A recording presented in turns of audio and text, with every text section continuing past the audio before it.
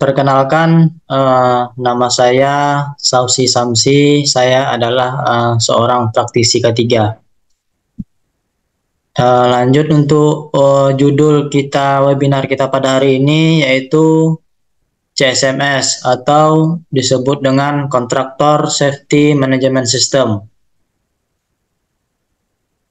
Ini perkenalkan dulu kepada Bapak-Bapak dan Ibu-Ibu. Nama saya Sausi Samsi, tempat tanggal lahir saya Sungai Piring, 22 April 1992, alamat Jalan Gunung Daek, Tembilahan, Provinsi Riau. Jurusan saya yaitu nurse atau keperawatan di Universitas Sari Mutiara Indonesia Medan. Pengalaman selama saya bekerja yaitu sebagai HSE Officer di PT Adikarya Persero Tbk Project EPC PLTU Tembilahan Riau Juli 2017 sampai dengan Agustus 2018. Selanjutnya saya menjadi HSE Officer di PT Mitra Karya Prima di unit PLTU Tembilahan sejak September 2018 sampai dengan sekarang. Inilah sekilas perkenalan saya. Lanjut, next. Ini sertifikat yang sudah saya peroleh, ada 9 sertifikat. Yang pertama yaitu petugas K3 Madya Conspace dari Kemnaker. Yang kedua, petugas K3 Utama Ruang Terbatas dari Kemenaker. Yang ketiga, auditor SMK 3 dari Kemenaker. Yang keempat, AK3 Muda Lingkungan Kerja dari Kemenaker. Yang kelima, ahli hijin industri muda dari BNSP. Yang keenam, AK3 Listrik dari Kemenaker. Yang ketujuh, AK3 Umum dari Kemenaker. Yang kedelapan, petugas P3K di tempat kerja dari Kemenaker. Dan yang kesembilan, AK3 Muda BNSP. Nah, inilah sertifikat yang sudah saya peroleh, ada 9. Next, kita lanjut untuk SMS secara general, yaitu kontraktor adalah perusahaan atau orang yang diminta oleh perusahaan untuk menyediakan barang atau jasa tertentu yang dibutuhkan oleh perusahaan. Dalam banyak kasus, pekerjaan yang dilakukan kontraktor memiliki bahaya-bahaya keselamatan kerja, baik untuk kontraktor itu sendiri ataupun untuk tempat kerjanya. Hal ini disebabkan karena kontraktor belum mengerti tentang bahaya-bahaya dan standar keselamatan yang ada di tempat kerja perusahaan. Beberapa kontraktor juga umumnya bukanlah tenaga kerja terlatih atau terdidik. Untuk menghindari kecelakaan kerja yang disebabkan oleh kontraktor atau PTA, harus mengembangkan sistem manajemen keselamatan kerja kontraktor atau yang disebut dengan CSMS, Contractor Safety Management System, di tempat kerjanya. Sistem manajemen keselamatan kerja kontraktor ini merupakan persyaratan wajib bagi perusahaan yang telah menerapkan sistem manajemen keselamatan dan kesehatan kerja dan sertifikasi OHSAS 8001 karena sistem ini telah diatur pada klausul 4.4.6 Operational Control. CSMS dilandasi norma-norma safety K3. Jadi CSMS bukan sistem yang sama sekali baru. Selain itu, CSMS tetap sejalan dengan kebijakan K3 perusahaan yang ada saat ini. Seperti SMK 3, Environment Management System atau EMS, dan Golden Rule, dan lain sebagainya. Lanjut, next. Pengendalian risiko K3 kontraktor ada 5 tahap. Yang pertama yaitu analisa risiko pekerjaan. Ada 3, yaitu tentukan lingkup pekerjaannya. Jadi pekerjaannya lingkupnya apa aja. Terus lakukan HIRA DC, kategori tingkat risiko pekerjaan. Nah, jadi yang pertama ini yaitu analisa risiko pekerjaan. Yang kedua, kualifikasi K3 kontraktor. Ada 3, yaitu identifikasi kualifikasi K3 kontraktor. Yang kedua, kategorisasi tingkat risiko K3 kontraktor. Yang ketiga, seleksi tingkat risiko K3 kontraktor sesuai dengan tingkat risiko pekerjaan. Lanjut, yang ketiga yaitu persyaratan K3 kontraktor, klausul aspek safety secara umum. Persyaratan pemenuhan kualifikasi K3 kontraktor terpilih, klausul enforcement hingga sanksi atau denda atas ketidakpatuhan pemenuhan aspek safety serta kualifikasi K3 kontraktor. Yang keempat, pengendalian pekerjaan kontraktor, yaitu pengendalian sebelum pelaksanaan. Yang kedua, pengendalian selama pelaksanaan. Selanjutnya, pengendalian setelah pelaksanaan. Yang kelima, yaitu evaluasi kinerja kontraktor. SLA, K3 kontraktor, best safety, achievement. Yang ketiga, komitmen K3 kontraktor. Nah, inilah pengendalian risiko K3 kontraktor ini ada 5. Lanjut, ini tahapan dari CSMS, mulai dari administratif sampai dengan implementasi di lapangan. Administratif yaitu risk assessment, kita assessment dulu. Terus selanjutnya masuk ke pra-kualifikasi. Barulah diseleksi. Ini tahap administrasi. Jadi kalau sudah diseleksi, baru kita tahap implementasi. Implementasi yaitu pre-job activity. Selanjutnya job in progress dan evaluasi selama pekerjaan. Inilah proses dari kontrak. Lanjut,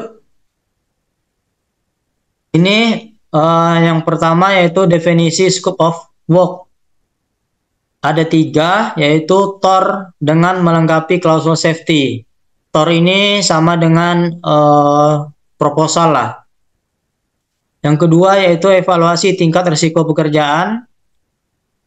Dan yang ketiga, TOR tersebut dibagi dalam kategori, yakni kategori moderat, tinggi, dan ekstrim. Jadi tahapan definisi scope of work ini ada 6. Yang pertama, identifikasi skop pekerjaan. Kita identifikasi terlebih dahulu skop pekerjaannya apa aja. Selanjutnya nomor 2, identifikasi area tempat bekerja. Selanjutnya yang ketiga, tentukan tingkat risiko terbesar berdasarkan HIRA atau peta risiko, area nomor 2. Jadi area nomor 2 tadi kan identifikasi area tempat kerja. Jadi kita identifikasi terlebih dahulu, meliputi lingkungan kerja, peralatan, dan proses produksi. Lanjut yang keempat, yaitu buat JSA berdasarkan skop kerjaan, berdasarkan yang nomor 1, ini identifikasi skop pekerjaan. Lanjut yang kelima, tentukan tingkat risiko terbesar berdasarkan HIRA nomor 3 dan 4. Selanjutnya nomor 6, yaitu kategorisasi risiko TOR atau scope of work. Nah, kategorinya nanti termasuk mana? Moderat, tinggi, dan ekstrim. Dia ada 3 tuh, 3 kategori CSMS. moderat, tinggi, dan ekstrim. Nanti bisa kita simpulkan di poin nomor 6, kategori mana dia.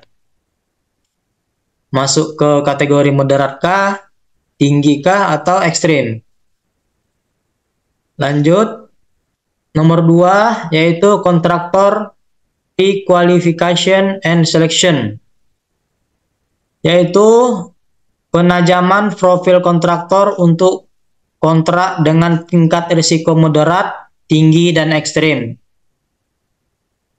Yang kedua, checklist CSMS. Standar ini terdiri dari 50 pertanyaan yang harus wajib disertakan dengan lampiran, eviden, dan bukti pelaksanaannya di internal kontraktor. Nah, ini checklist ini standarnya terdiri dari 50 pertanyaan. Lanjut, yang ketiga yaitu kualifikasi kontraktor sehingga bisa dilakukan seleksi sesuai dengan grade atau kompetensi kontraktor. Di sini juga ada 6 tahapan pada pra-qualification and selection, yaitu RKS dengan klasifikasi tingkat risiko scope of work. Yang kedua yaitu pengumuman pekerjaan dan distribusi checklist profil kontraktor. Yang ketiga, pengisian checklist profil kontraktor. Lanjut, yang keempat, seleksi mandatori dan operasional kualifikasi setiap kontraktor. Jadi yang keempat ini seleksi mandatori dan opsional. Lanjut, yang kelima yaitu seleksi berdasarkan hasil kualifikasi profil kontraktor untuk tingkat risiko scope of work dalam RKS. Lanjut, yang keenam yaitu tahapan proses pengadaan selanjutnya. Jadi di CSMS ini bukan hanya orang ketiganya aja yang terlibat, pengadaannya juga terlibat, ketiganya juga terlibat, bidang umum juga terlibat. Jadi inilah sistem manajemen CSMS ini. Lanjut, CSMS yaitu kontraktor pre-qualification and selection. Ini bagannya, bagan dari proses pre-qualification yaitu pekerjaan berdasarkan risiko. Terus risiko tinggi kah, sedang, ataupun rendah. Selanjutnya yaitu perlu PEKI. Lanjut, syarat dokumen HSE. Terus nanti didiskualifikasi atau dia lulus dari syarat dokumen HSE-nya. Selanjutnya, verifikasi lapangan, audit, dan inspeksi. Nanti di sini juga dinilai lulus atau diskualifikasi. Terus timbullah nanti yang namanya tender. Nah, inilah proses dari pre-qualification. Sistem scoring berdasarkan elemen-elemen dalam kuesioner yang meliputi ada 16. Yang pertama yaitu policy statement. Yang kedua, emergency response prosedur. Jadi perusahaan tersebut harus mempunyai yang namanya prosedur emergency response. Yang ketiga yaitu basic safety rule atau safety manual. IK-nya, SOP-nya terkait pekerjaan high risk. Nah, ini termasuk dalam poin yang nomor 3, safety manual. Yang keempat yaitu accident reporting procedure. Yang kelima, new employee orientation program. Yang keenam, safety meeting program. Jadi program untuk safety meetingnya juga ada, program-programnya juga safety training program. Selama di perusahaannya harus ada juga program-program safety training, program safety inspection. Yang kesembilan yaitu personal protective equipment atau PPE. Yang ke-10 equipment dan material management. 11 professional safety support. Yang ke-12, industrial hygiene. 13, environmental. 14, statistical dan data. Nomor 15, incident investigation. Dan yang terakhir yaitu subkontraktor. Nah, inilah sistem dari scoring berdasarkan elemen-elemen dalam kuesioner yang meliputi. Ini ada 16 untuk scoringnya. Lanjut. Yang ketiga yaitu develop the agreement. Penyusunan perjanjian yang mengakomodir klausul safety standar yang dengan ketentuan umum atau khusus di CSMS. 1, yaitu kontraktor sebagai pemenang dengan kualifikasi profil yang memenuhi tingkat risiko scope of work. Selanjutnya nomor 2, yaitu kontrak atau perjanjian yang mencantumkan klausul persyaratan aspek safety secara umum. Yang ketiga, yaitu kontrak atau perjanjian yang mencantumkan klausul persyaratan sesuai pemenuhan checklist kualifikasi kontraktor, baik mandatori dan opsional. Yang keempat, yaitu kontrak atau perjanjian yang mencantumkan klausul untuk enforcement atas pelanggaran kepatuhan aspek safety berdasarkan nomor 2 dan nomor 3. Dan yang terakhir yaitu nomor 5, tahapan proses pengadaan selanjutnya. Next. 4, manage the contractor, yaitu pengendalian dan manajemen kontraktor akan mencakup 3 bagian penting, yakni pra pekerjaan, saat pekerjaan berlangsung, dan pasca pekerjaan. Pra pekerjaan adalah tahapan di mana rencana-rencana kerja dibuat, termasuk rencana terkait dengan keselamatan pekerja kelak ketika pekerja akan dimulai. Setiap pekerjaan yang dilakukan oleh kontraktor haruslah memenuhi aspek keselamatan kerja yang telah disepakati sebelumnya pada tahap pra pekerjaan dan dikendalikan rutin saat pekerjaan berlangsung. Seperti pekerjaan selesai. Ada beberapa tahap yang dilakukan oleh kontraktor seperti meminta tanda tangan kepada pemberi kerja sebagai persetujuan bahwa kontraktor telah bekerja dengan aman. Menyerahkan berita acara pelaksanaan pekerjaan dan mengevaluasi safety pekerjaan. Nah, inilah pengendalian dan manajemen kontraktor akan mencakup 3 bagian penting. Inilah bagian-bagian dari manage the contractor. Lanjut. Selanjutnya yaitu pengendalian K3 kontraktor. Ada 5 CSMS ini. Yang pertama, define scope of work. Yang kedua, kontraktor pre-qualification and selection. Yang ketiga, develop the approved agreement. 4, manage the contractor. Yang kelima yaitu kontrak evaluasi dan komitmen. Inilah bagian dari pengendalian K3 kontraktor. Lanjut, untuk pengendalian K3 pekerjaan kontraktor, yaitu pengendalian sebelum pekerjaan. Ini terkait dokumen, yaitu IK-nya, instruksi kerja, JSA-nya, job safety analysis, terus juga sertifikat dan sebagainya. Lanjut, safety induction, room test, fakta, dan stiker. Security induction atau prosedur pengamanan. ID card atau identitas, foto, warna, atau zonasi.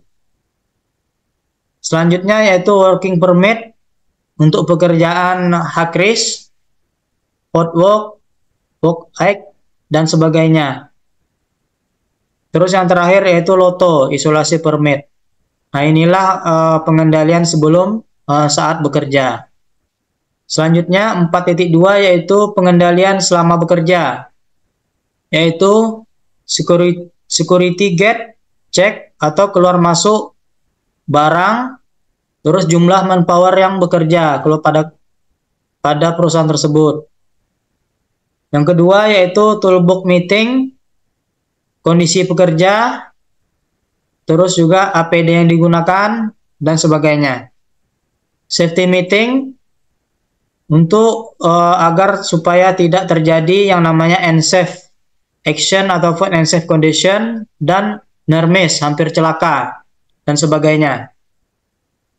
Pengawasan pekerjaan yaitu wajib adanya safety man dan fair watch. Selanjutnya work management atau overtime and over pada pekerjaan tersebut. Leave audit, onset induction. Nah, leave audit ini usernya mengaudit apakah pekerjaan sudah terlaksana dan aman. Terus safety patrol dan enforcement minimal 2 kali daily. Yang terakhir yaitu safety committee group atau media koordinasi. Ini bisa melalui grup, kita buat grup WhatsApp dan sebagainya. Terus juga ada 4.3 pengendalian setelah pekerjaan. Post maintenance test yaitu LOTO. LOTO-nya kita perhatikan juga setelah pekerjaan. Sudah di record atau belum? Terus safety clearance, housekeeping, area pekerjaannya. Terus safety report, jam kerja dan sebagainya. Inilah pengendalian ketiga pekerjaan kontraktor. Lanjut, next. Yang kelima yaitu kontrak, evaluasi dan komitmen. Yaitu hasil evaluasi bidang K3 pasca pekerjaan selesai termasuk dan tidak terbatas pada evaluasi tim P2K3, panitia pembina K3, evaluasi patrol K3 di lapangan, terus juga evaluasi near miss, evaluasi unsafe action dan unsafe condition menjadi inputan untuk melakukan evaluasi kontrak, utamanya terkait performa kontraktornya. Kontraktor yang telah menjalankan tugas pekerjaannya dengan baik sesuai dengan lingkup pekerjaan, kualitas hasil pekerjaan yang dipersyaratkan dan klausul safety yang diminta akan mendapatkan sertifikasi atau rekomendasi. Sedangkan yang masih belum akan mendapatkan pembinaan dari bidang K3 dalam forum K3 meeting, P2K3 maupun awareness. Nah, inilah kontra, evaluasi, dan komitmen. Selanjutnya yaitu kontraktor safety. Ada 3 yaitu before set work commitment, commences, yaitu safety permit dan kick off meeting. Pengurusan permit wajib dilakukan oleh safety man kontraktor. Tidak boleh diwakilkan ke pekerja lain. Lanjut, safety induction free, yaitu koordinasi dan safety, koordinator dan safety man kontraktor wajib dilibatkan dalam safety induction dan harus lulus tes untuk safety induction fee. Selanjutnya yang nomor 2 yaitu during set work commences, yaitu toolbox meeting. Dilakukan safety man ke pekerja sebelum melakukan pekerjaan bersifat harian dan dilaporkan ke K3 unit. Ini gunanya untuk toolbox meeting. Jadi sebelum bekerja kita toolbox meeting terlebih dahulu. Terus selanjutnya yaitu safety induction set. Untuk area dan jenis pekerjaan dengan risiko tinggi wajib dilakukan safety induction berkala mingguan yang dilakukan di set oleh bidang K3 unit dan direksi pekerjaan. Selanjutnya yaitu after set work commences, yaitu safety report. Setelah pekerjaan selesai, kontraktor wajib membuat safety report dan dilakukan ke bidang ketiga sebagai bagian dari BAPP-nya. Selanjutnya, safety talk minimal dilakukan 1 bulan sekali.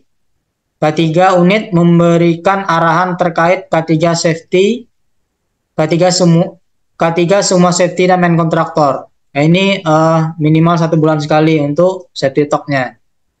Terus meeting P2K3. Safety main kontraktor wajib diundang hadir dalam rapat P2K3 unit. Nah, inilah ada 3 tahapan untuk kontraktor safety.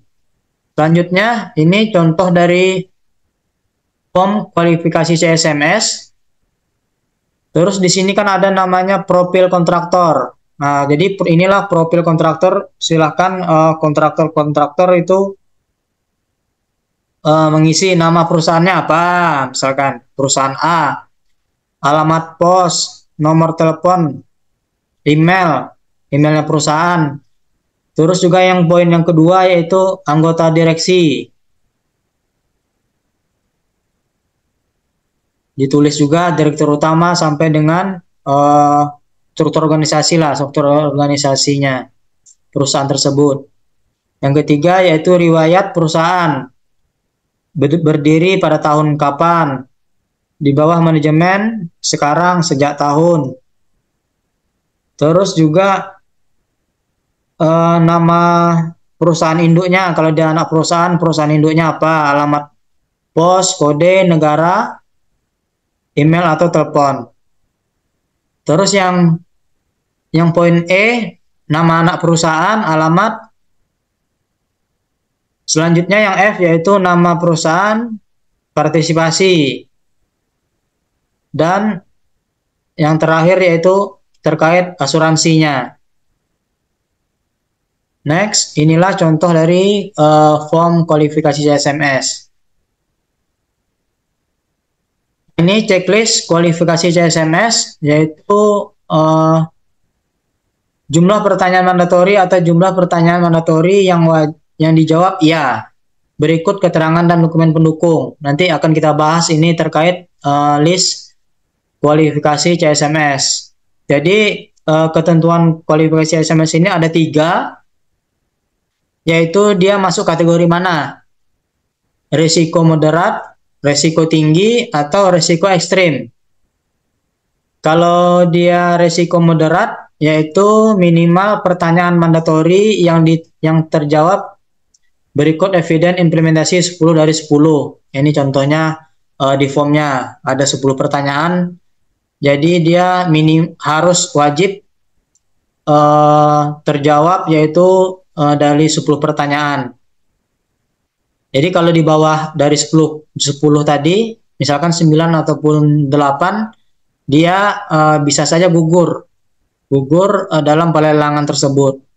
Jadi minimal dia kalau dia pekerjaan risiko moderat menjawab yaitu 10 pertanyaan. Terus yang kedua risiko tinggi, minimal pertanyaan mandatori yang terjawab yaitu 10 dari 10 dan minimal pertanyaan total yang terjawab yaitu 35 dari 50 pertanyaan. Jadi kalau untuk risiko tinggi dia totalnya itu 35 pertanyaan. Yang ketiga yaitu risiko ekstrim. Minimal pertanyaan mandatori yang terjawab berikut eviden implementasi. 10 dari 10 dan minimal pertanyaan total yang terjawab yaitu 40 dari 50. Inilah risiko ekstrim. Jadi minimal dia 40 pertanyaan terjawab. Sekaligus dengan evidennya. Jadi kesimpulannya kualifikasi CSMS lolos atau tidak lolos. Nanti di sini kita menentukan dia masih masuk kategori mana. Lanjut. Ini checklist kualifikasi CSMS. Yaitu tadi kan ada 50 pertanyaannya. Yang pertama yaitu komitmen top manajemen atau perusahaan. Yang A, apakah perusahaan saudara mempunyai kebijakan HSE? Jika ya, lampirkan kebijakan HSE yang masih berlaku. Nah, jadi kita sebagai K3, kita harus seleksi ini, seleksi dokumen perusahaan kontraktornya. Untuk perusahaan saudara mempunyai kebijakan HSE. Jadi keterangannya yaitu melampirkan kebijakan HSE tertulis. Jadi kita lihat, kita baca apakah perusahaan tersebut ada mempunyai kebijakan ataupun tidak. Kalau ada, nanti kita buat ya, kalau enggak, tidak. Selanjutnya yaitu apakah kebijakan HSE tersebut sudah disosialisasikan dan dipahami oleh seluruh pekerja. Jika ya, lampirkan program dan bukti pelaksanaan sosialisasi serta pengukuran terhadap tingkat pemahaman pekerja terhadap isi kebijakan HSE tersebut. Jadi setelah ada kebijakan, jadi disosialisasikan. Evidennya apa? Yaitu materi sosialisasi kebijakan HSE, materinya harus ada, dilampirkan. Yang kedua, undangan sosialisasi kebijakan HSE yang mengundang top manajemen, yang diundang seluruh karyawan dan perwakilan serikat pekerja. Yang ketiga yaitu foto kegiatan sosialisasi kebijakan HSE. Dan yang terakhir yaitu absensi kehadiran sosialisasi. Ini poin yang B. Jadi pastikan 4 ini ada dia. Jangan sampai ada yang kurang. Materinya ada, undangannya ada, foto kegiatannya ada, dan absensi. Terus yang poin C, yaitu apakah kebijakan HSE tersebut ditandatangani pemimpin tertinggi. Jika ya, lampirkan kebijakan HSE yang masih berlaku. Jadi, setelah dibuat, disosialisasikan, dan kebijakan tersebut harus ada tanda tangan. Tanda tangan dari top manajemen. Nanti di situ ada tempat, tanggal, bulan, dan tahun. Jadi biasanya kalau untuk kebijakan HSE ini berlaku 1 tahun. Nanti apakah ada revisi atau apa nanti dilihat juga. Untuk keterangannya melampirkan kebijakan HSE tertulis yang ditandatangani oleh top manajemen. Nah, jadi setelah dibuat kebijakan, disosialisasikan, harus juga ada wajib yang namanya tanda tangan dari top manajemen. Lanjut. Selanjutnya yaitu review dimutakhirkan sesuai kondisi internal dan eksternal perusahaan. Jika ya, lampirkan prosedur beserta bukti pelaksanaan HSE manajemen review dan review yang telah dilakukan. Lanjut, apakah perusahaan saudara mempunyai organisasi HSE? Jika ya, lampirkan struktur organisasi perusahaan P2K3 yang dilengkapi pemangku jabatan serta uraian kerjanya. Nah, ini juga harus ada yang poin E ini, melampirkan struktur organisasi P2K3 yang ditandatangani oleh Disnaker setempat. Nah, jadi melampirkan yang di poin E ini melampirkan struktur organisasi P2K3 yang ditandatangani oleh Disnaker setempat. Misalkan kayak di tempat saya di Provinsi Riau. Harus ada itu, nanti disahkan nanti struktur P2K3-nya oleh Disnaker. Selanjutnya yang F, yaitu apakah perusahaan saudara memiliki program inspeksi manajemen HSE? Jika ya, lampirkan program dan pelaksanaan inspeksi manajemen terhadap aspek HSE. Melampirkan program inspeksi HSE. Jadi kita lihat juga nih dokumen vendornya. Ada nggak nih program inspeksi HSE-nya? Kalau ada, berarti ya. Terus yang poin G, yaitu apakah hasil temuan inspeksi manajemen HSE selalu ditindaklanjuti.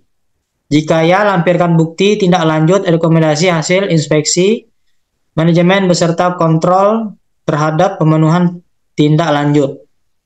Keterangannya yaitu melampirkan hasil temuan inspeksi manajemen HSE dan tindak lanjut dari temuan tersebut. Lanjut, next.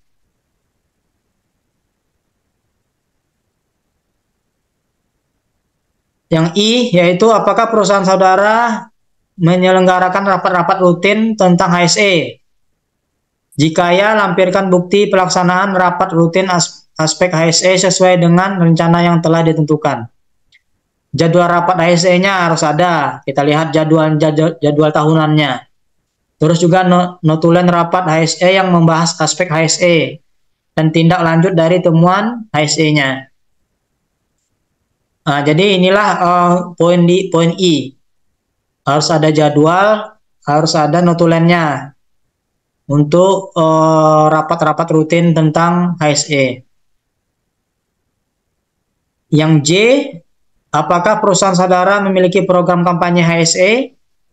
Jika ya, lampirkan bukti pelaksanaan program kampanye beserta tema kampanye yang telah ditentukan, serta evaluasi terhadap efektivitas pelaksanaan kampanye tersebut.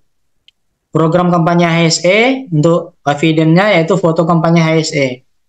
Nah, jadi poin J ini program kampanyenya ada nggak nih perusahaan di kontrak perusahaan kontraktornya? Kalau ada, tulis ya. Terus evidennya ini ada 2 tadi kan, program kampanye dan foto kampanye. Ini biasanya untuk sosialisasi HSE, kampanye HSE. Nah, ini harus terdokumentasi lah, harus ada dokumen bahwa sudah dilaksanakannya yang namanya kampanye HSE. K, yang poin K yaitu apakah perusahaan saudara melaksanakan audit HSE pada setiap pekerjaan. Jika ya, lampirkan bukti pelaksanaan audit HSE internal dan atau eksternal sesuai dengan program audit rutin yang telah ditentukan. Laporan hasil audit HSE tersebut beserta tindak lanjut rekomendasi. Jadi suatu perusahaan tersebut membentuk yang namanya tim auditor HSE. Terus juga ada jadwal HSE, audit HSE-nya. Jadi harus ada nih poin 3 ini. Jadwal audit HSE, tim auditor HSE. Yang ketiga, laporan temuan dan rekomendasi audit HSE. Makanya di suatu perusahaan biasanya ini tergantung kebijakan perusahaan masing-masing. Ada yang per 3 bulan, ada yang per semester, ada yang per tahun untuk audit. Audit itu tadi kan ada 2. Audit internal, perusahaannya sendiri yang mengaudit, ataupun audit eksternal. Audit eksternal ini seperti audit SMK 3 lah, untuk yang eksternal maupun yang internal. Lanjut, next. Yang kedua yaitu pembinaan. Yaitu apakah perusahaan saudara mempunyai program pembelajaran atau pelatihan teori dan praktek terkait HSE. Jika ya, lampirkan HSE training plan-nya, pelaksanaan program training HSE yang telah ditentukan dan dievaluasi terhadap tingkat pemahaman peserta terkait training tersebut, efektif pelaksanaan training yang telah dilaksanakan. Terus evidennya yaitu program pelatihan terkait HSE-nya ada nggak? Jadi kita lihat nih programnya di perusahaan kontraktornya ada nggak program pelatihan terkait HSE, TNA-nya pelatihan terkait HSE, bukti pelaksanaan training HSE, absensi kehadiran dan foto, undangannya juga. Nah, jadi kita seleksi lah dokumennya. Kalau ada yang kurang, ya kita informasikan ke perusahaannya. Pak, ini mana undangannya? Ini cuma ada fotonya, misalkan kan. Banyak yang seperti itu. Selanjutnya yang B, yaitu apakah perusahaan saudara memiliki program pelatihan pertolongan pertama pada kecelakaan atau P3K. Jika ya, lampirkan bukti pelaksanaan program pelatihan P3K terhadap pekerjaan sesuai dengan training dan plan yang ditentukan serta diidentifikasi pekerja yang dinyatakan mampu melaksanakan P3K. Nah, jadi nanti kita lihat lagi dokumennya. Dokumen kontraktornya. Ada nggak nih program pelatihan terkait HSE? Tadi kan ada kan programnya, di programnya tadi ada apa aja? Ada nggak pelatihan terkait training P3K? Nah, jadi kita lihat juga nanti personilnya juga harus ada nih mempunyai sertifikat P3K di tempat kerjanya yang dikeluarkan oleh Kemenaker dan yang lainnya. Terus nanti kita lihat juga absensi kehadiran, foto, undangan pelatihan. Nah, ini untuk poin yang kedua, yaitu pembinaan. Lanjut.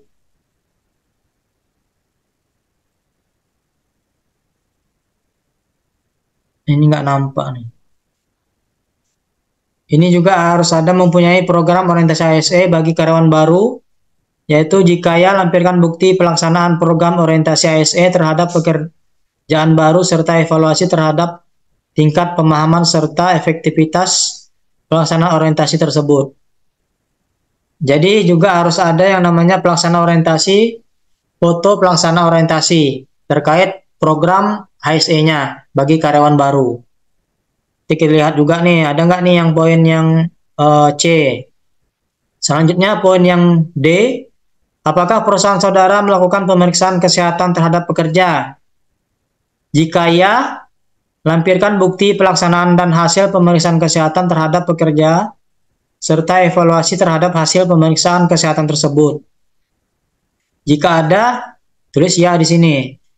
Ini yang usernya ya, yang user perusahaan. Terus absensi pelaksanaan MCU-nya, undangan pelaksanaan MCU, dan yang ketiga yaitu foto kegiatan medical check-up-nya. Nah, ini juga harus ada nih dokumen yang terkait medical check-up. Selanjutnya yaitu apakah perusahaan saudara melakukan pemeriksaan kesehatan pekerja secara berkala? Jika ya, lampirkan bukti pelaksanaan dan hasil pemeriksaan kesehatan rutin pekerja serta evaluasi terhadap hasil pemeriksaan kesehatan tersebut. Jadi setelah di MCU ada yang namanya pemeriksaan berkala, jadi kita evaluasi. Setelah di MCU nanti kita evaluasi. Evaluasi ini juga ada undangan pelaksanaan medical check-up-nya ada, absensinya ada, foto kegiatan MCU-nya ada, jadwal pelaksanaan evaluasi MCU-nya juga ada. Ini juga harus dipastikan nih dokumen-dokumen kontraktornya sudah memenuhi atau belum. Selanjutnya yaitu apakah perusahaan saudara memberikan kesempatan kepada para pekerja untuk mengikuti seminar atau semacamnya yang berkaitan dengan aspek HSE. Jika ya, lampirkan bukti keikutsertaan pekerja dengan seminar atau semacamnya yang berkaitan dengan aspek HSE. Usulan training K3, ini terkait training K3, undangan pelaksanaan training K3, dan absensi kehadiran. Ada nggak nih perusahaan kontraktornya mengikutkan karyawannya terkait webinar seperti sekarang yang kita laksanakan ini, kan mendapatkan sertifikat. Nah, nanti itu sebagai lampiran bisa. Sebagai lampiran di dokumen CSMS-nya. Terus juga usulan training K3. Nah, nih undangannya, surat tugas bahwa karyawan tersebut sudah mengikuti training K3. Training K3 ini mau punya internal, eksternal, silahkan. Terus jangan lupa juga absensi kehadirannya. Terus yang G, yaitu apakah perusahaan saudara memiliki personil dengan sertifikasi AK3 umum? Jika ya, lampirkan bukti sertifikat terkait yang masih berlaku. Jadi kita sebagai usernya pastikan ya sertifikat AK3 umumnya sudah expired atau asli atau gimana. Itu ngeceknya nanti bisa di websitenya Kemenaker. Silahkan nanti cek personil K3, di situ ada. Silahkan nanti kepada teman-teman semua asli enggak nih, karena banyak yang kita temukan di lapangan sertifikatnya palsu, barcode-nya juga nggak bisa di-scan. Jadi kita pastikan nanti sertifikatnya itu betul-betul asli. Terus juga KTA, AK3 umumnya, SKP-nya, lisensinya. Jadi jangan hanya kita minta dokumen sertifikasi, kan ada juga sertifikasinya AK3 umum, tapi SKP-nya belum ada. Perusahaannya ada, tapi hanya calon aja, sertifikatnya aja itu nggak berlaku, tapi perusahaannya harus mewajibkan yang namanya pembuatan SKP ataupun lisensi di sertifikat AK3 umumnya. Jadi ini hati-hati kepada rekan-rekan semua terkait kita menyeleksi sertifikat AK3 umum kontraktor. Ini poin yang G. Selanjutnya, prosedur. Ini terkait prosedur. Apakah perusahaan Anda memiliki prosedur kerja aman sesuai dengan aspek K3? Jika ya, lampirkan prosedur kerja aman sesuai dengan aspek K3 yang berlaku di perusahaan dan di-approve oleh top manajemen. Jadi terkait prosedurnya juga, prosedur kerja aman sesuai aspek K3 yang ditandatangani oleh top manajemennya harus ada juga dilampirkan. Jadi dokumen CSMS ini tebal, kalau di print tebal dia cukup banyak karena 50 item yang harus dilengkapi oleh kontraktor. Yang B, apakah prosedur kerja aman sesuai dengan aspek K3 sudah dipahami oleh semua pekerja? Jika ya, lampirkan bukti pelaksanaan sosialisasi prosedur kerja aman sesuai dengan aspek K3 serta evaluasi tingkat pemahaman pekerja terhadap prosedur kerja aman dan berlaku. Nah, jadi setelah ada prosedurnya, setelah ada prosedur perusahaan, nanti prosedurnya itu disosialisasikan ke karyawannya. Jadi evidennya apa? Sosialisasi prosedur kerja aman kepada karyawan, daftar hadir, sosialisasi, dan foto kegiatan sosialisasi prosedur kerja aman. Nah, ini dokumen-dokumen ini harus terpenuhi. Jangan sampai ada yang kurang sedikit pun. Yang C yaitu apakah perusahaan Anda memiliki prosedur pengoperasian peralatan yang aman sesuai dengan aspek K3. Jika ya, lampirkan bukti pelaksanaan prosedur pengoperasian peralatan yang berlaku dan approve oleh top manajemen. Nah, ini juga prosedur pengoperasian peralatan yang aman. Evidennya yaitu instruksi kerja pengoperasian peralatan yang aman dan sudah di-approve oleh top manajemennya. Ini terkait prosedur. Jadi kita minta juga nih sama kontraktornya terkait prosedur pengoperasian peralatan. Ada nggak nih? Kalau nggak ada berarti tidak. Selanjutnya, yang D yaitu apakah perusahaan saudara memiliki prosedur pertolongan pertama pada kecelakaan kerja? Jika ya, lampirkan prosedur P3K yang berlaku beserta bukti sosialisasi terhadap prosedur tersebut. Jadi prosedurnya yaitu prosedur untuk P3K yang sudah approve oleh top manajemen. Nah, ini harus ada juga nih prosedur untuk P3K-nya, pertolongan pertama pada kecelakaan kerja. Yang E, yaitu apakah perusahaan saudara mempunyai prosedur pelaporan insiden HSE. Jika ya, lampirkan prosedur pelaporan insiden HSE yang berlaku dan bukti pelaksanaan sosialisasi terhadap prosedur tersebut, serta dokumen pelaporan terhadap insiden yang terjadi. Jika ya, tulis iya.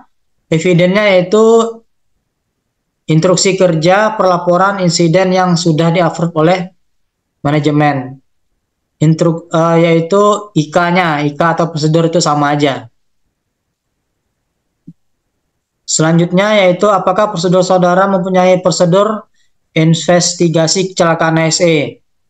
Jika ya, lampirkan prosedur investigasi kecelakaan HSE yang berlaku, bukti pelaksanaan sosialisasi terhadap prosedur tersebut, terus juga dokumen laporan hasil investigasi terhadap kecelakaan yang terjadi serta tindak lanjut rekomendasinya. Untuk keterangannya yaitu IK-nya, IK investigasi kecelakaan kerja yang sudah di-approve oleh manajemen. Lanjut. Yang H yaitu apakah perusahaan saudara mempunyai prosedur yang mensyaratkan pemenuhan aspek HSE terhadap penyedia dan penggunaan berbagai material kebutuhan operasi. Jika ya, lampirkan prosedur yang mencakup pembelian, pengangkutan, penyimpanan, bongkar muat, penggunaan berbagai material, kebutuhan operasi yang mensyaratkan pemenuhan aspek HSE dan bukti pelaksanaan sosialisasi terhadap prosedur tersebut. Terus evidennya apa? Yaitu IK pengendalian pengadaan barang sesuai aspek HSE yang sudah di-approve oleh manajemen. Nah, ini terkait IK-nya pengadaan barang. Yang I, apakah perusahaan saudara memiliki prosedur penanganan, pengangkutan, dan penyimpanan bahan berbahaya dan beracun? Jika ya, lampirkan prosedur penanganan, pengangkutan, dan penyimpanan bahan berbahaya dan beracun yang berlaku. Bukti pelaksanaan sosialisasi terhadap prosedur tersebut, serta bukti pelaksanaan proses tersebut. Jika ya, tulis iya. Terus evidennya apa? Yaitu instruksi kerja pengendalian B3 yang sudah di-approve oleh manajemen. Nah, jadi pastikan juga ada IK untuk pengendalian B3-nya. Selanjutnya yaitu memiliki prosedur penanganan limbah padat, limbah cair, emisi. Jika ya, lampirkan prosedur penanganan limbah padat, terus juga prosedur limbah cair, emisi, dan yang berlaku. Bukti pelaksanaan sosialisasi terhadap prosedur tersebut, serta bukti pelaksanaan prosedur tersebut. Yang ditandatangani juga oleh di-approve oleh top manajemennya. Jadi ada prosedurnya, ada juga bukti sosialisasi prosedurnya. Yang K yaitu apakah perusahaan saudara mempunyai program gerakan hidup sehat. Jika ya, lampirkan bukti pelaksanaan program gerakan hidup sehat yang direncanakan. Evidennya apa aja? Yaitu program gerakan hidup sehat. Jadi kita lihat di perusahaannya ada nggak nih program yang gerak hidup sehatnya, ada nggak pelaksanaan program hidup sehatnya selama di perusahaannya. Terus lanjut yang I, yaitu apakah perusahaan saudara memiliki prosedur atau peraturan pencegahan kecelakaan kerja dan penyakit akibat kerja, atau yang disebut dengan PAK. Jika ya, lampirkan prosedur. Prosedurnya dilampirkan terkait PAK yang masih berlaku. Bukti pelaksanaan sosialisasi terhadap prosedur tersebut, serta bukti pelaksanaan prosedur tersebut. Nah, jadi setelah ada prosedurnya, disosialisasikan, ada nggak nih disosialisasikan? Ya tadi ada undangan sosialisasi, ada daftar hadir dan notulen, dan absensinya. Jadi pastikan juga IK pencegahan kecelakaan kerja dan penyakit akibat kerja yang sudah di-approve oleh top manajemen. Setelah ada IK-nya disosialisasikan, harus ada bukan hanya IK aja sebenarnya di sini. Harus ada bukti sosialisasi IK-nya juga sama. Jadi di prosedur ini harus ada bukti sosialisasinya. Lanjut, yang M yaitu apakah perusahaan saudara memiliki prosedur untuk pekerjaan hot work untuk high risk-nya. Jika ya, lampirkan bukti pelaksanaan sosialisasinya juga terhadap pekerjaan tersebut, serta bukti pelaksanaan prosedur tersebut. Jadi kita lihat juga IK-nya, IK untuk pekerjaan hot work-nya yang sudah di-approve oleh top manajemen. Selanjutnya, apakah perusahaan saudara memiliki prosedur work at height untuk bekerja untuk di ketinggian? Lampirkan prosedurnya dan bukti pelaksanaan sosialisasinya. Jadi prosedurnya harus ada nih terkait pekerjaan height untuk di ketinggian. Yang O yaitu apakah perusahaan saudara memiliki prosedur constraint space. Nah, ini untuk juga di constraint space itu untuk pekerjaan high risk harus ada yang namanya IK-nya juga untuk pekerjaan high risk.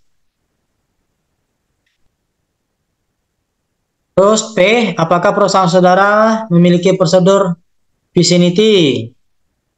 Nah, sama vicinity ini yaitu prosedur buktinya juga harus ada bukti sosialisasinya. Selanjutnya yang key yaitu prosedur isolasi. Ada nggak nih? Nanti kita lihat juga dokumen-dokumen prosedur isolasinya ada nggak di poin-poinnya terkait sosialisasinya, terkait sosialisasi prosedur isolasinya. Jangan lupa untuk tanda tangan atau approve oleh top manajemennya. Apakah perusahaan saudara memiliki prosedur peraturan pencegahan kecelakaan lalu lintas? Nah, ini juga sangat perlu untuk kecelakaan lalu lintas. Prosedurnya gimana? Serta bukti sosialisasi terhadap prosedur kepada karyawannya. Lanjut, terkait larangan pemakaian obat-obatan dan minuman keras juga ada nggak nih prosedurnya? Prosedur terkait obat-obatan dan minuman-minuman keras. Yang T, apakah perusahaan saudara memiliki prosedur atau peraturan terkait larangan merokok? Nah ini biasanya kalau ada nggak nih perusahaannya pengendalian merokok yang sudah di-approve oleh top manajemen IK-nya. Isi biasa kan nih kalau ini susah untuk dikendalikan, tapi kalau perusahaannya terkait kayak seperti di PLTU, di area produksi yang risiko kecelakaan, risiko kebakarannya tinggi, jadi kita sangat dilarangkan untuk terkait larangan merokok. Jadi biasanya saat bekerja dilarang merokok, tapi perusahaan biasanya juga menyediakan untuk smoking areanya. Jadi pas saat safety induction kita menginformasikan bahwa di area tersebut, di area produksi misalkan, dilarang untuk membawa rokok. Jadi silakan kalau ingin merokok di tempatnya, kita sudah sediakan smoking areanya. Ada nggak juga prosedur-prosedurnya terkait itu? Terus juga apakah perusahaan saudara memiliki dan menerapkan panduan referensi buku standar kumpulan peraturan perundangan tentang HSE? Ini terkait perusahaan saudara memiliki dan menerapkan panduannya, ada nggak nih? Jadi di sini ada 3, yaitu IK-nya, IK identifikasi akses dan pemenuhan peraturan dan perundangan LK3-nya. Yang kedua, formulir daftar peraturan, perundangan dan persyaratan K3. Yang ketiga, formulir daftar evaluasi kepatuhan terhadap peraturan dan persyaratan K3. Nah, ini terkait menerapkan panduan atau referensi buku standar kumpulan peraturan perundangan tentang HSE. Selanjutnya, yaitu A, apakah perusahaan saudara selalu memeriksa dan mensertifikasi secara rutin semua peralatan operasi.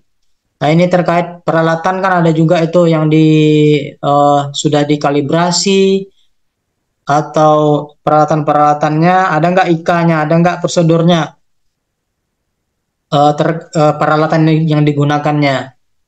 Jadi kita harus perhatikan juga, apalagi kalau untuk peralatan-peralatan lingkungan kerja, pengukuran lingkungan kerja, itu harus ada yang namanya dokumen sertifikat peralatan yang masih berlaku.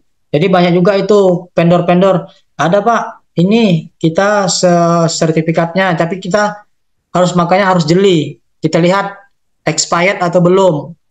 Jadi kita lihat juga pada saat kita seleksi dokumennya. Yang B, apakah perusahaan saudara memiliki ketentuan dan pengaturan penggunaan APD? IK-nya sini, IK pengendalian dan penanggulangan APD yang sudah di-approve oleh manajemen. Ini dokumen terkait IK APD-nya. Yang C, apakah perusahaan saudara menyediakan alat pelindung diri pada setiap pekerja yang akan melaksanakan pekerjaan? Jika ya, lampirkan daftar APD yang disediakan. Bukti pemberian APD kepada setiap pekerja sesuai dengan persyaratan proteksi bahaya yang dibutuhkan. Ini formulir terkait distribusi APD-nya. Seperti biasanya ada juga itu perusahaan yang menyediakan APD. Jadi nanti sifatnya dipinjamkan. Nanti di situ ada formulir dari untuk peminjaman APD-nya, pendistribusian APD-nya. Di sini evidennya yaitu menyediakan alat APD pada setiap pekerja yang akan melaksanakan pekerjaan. Jadi harus ada ini lampiran daftar APD yang disediakannya apa aja. Jadi diisi di formulir. Biasanya untuk APD kayak seperti visitor dan lain-lain. D yaitu apakah perusahaan menyediakan alat khusus pekerjaan. Jika ya, lampirkan daftar APD khusus dan pendistribusian APD tersebut. Terus juga sama juga, hampir sama terkait formulirnya. Ada nggak nih pendistribusian APD-nya, hari peminjaman yang kapan, jamnya kapan, nanti tanggal dikembalikan kapan. Jadi kita lihat di dokumennya. Ada nggak? Yang E, apakah perusahaan Anda menyediakan alat komunikasi radio 2 arah HT atau HT untuk pengawasan lapangan dan septimen untuk membantu komunikasi? Jika ya, lampirkan daftar alat komunikasi HT yang dimiliki. Bukti pemberian apakah kepada pengawas lapangan dan septimen. Nah, juga ada juga sebagian perusahaan yang memfasilitasi terkait HT untuk memudahkan komunikasi dengan septimen yang ada di lapangan. Ataupun perusahaan kontraktornya sudah memiliki HT. Jadi nanti tinggal setting HT atau password yang ada di unit aja lagi. Terus juga yang F, apakah perusahaan Anda membekali ahli K3 atau septimen dengan rambu-rambu K3 yang cukup untuk aktivitas pekerjaan di lapangan? Jika ya, lampirkan daftar rambu-rambu K3 yang dimiliki dan bukti implementasi di lapangan yang pernah dilakukan. Evidennya yaitu daftar rambu-rambu K3. Jadi kita lihat nih rambu-rambunya apa aja. Misalkan pekerjaan hotwork, ada nggak nih rambu-rambu untuk pekerjaan hotwork? Daftarnya harus ada, bukan hanya foto aja sebenarnya ini dokumennya. Daftarnya juga, foto rambu-rambu di lapangannya juga. Next. Yang kelima, identifikasi dan pengendalian bahaya serta risiko. A, apakah perusahaan saudara mengidentifikasi dan menganalisa setiap potensi bahaya dan risiko yang terkait dengan aktivitas operasional perusahaan? Jika ya, lampirkan prosedur identifikasi dan analisa terhadap potensi bahaya. Dokumen identifikasi dan analisa terhadap potensi bahaya yang telah disusun terhadap seluruh aktivitas operasional perusahaan serta bukti sosialisasi terhadap dokumen tersebut. Jadi ini terkait IK-nya, instruksi kerja, potensi bahaya, risiko K3, dan aspek dampak lingkungan. Nah, jadi juga harus ada nih dokumen IK-nya, IK terkait HIRA-DC-nya harus ada. Terus apakah setiap potensi bahaya dan risiko yang diidentifikasi telah ditentukan secara mitigasi dan monitoringnya? Jika ya, lampirkan dokumen secara mitigasi dan monitoring terhadap potensi bahaya yang telah diidentifikasi serta bukti sosialisasi terhadap dokumen tersebut. Jadi evidennya tabel identifikasi potensi bahaya, tabel untuk HIRAK-nya harus ada. Lanjut, yang keenam, yaitu lain-lain.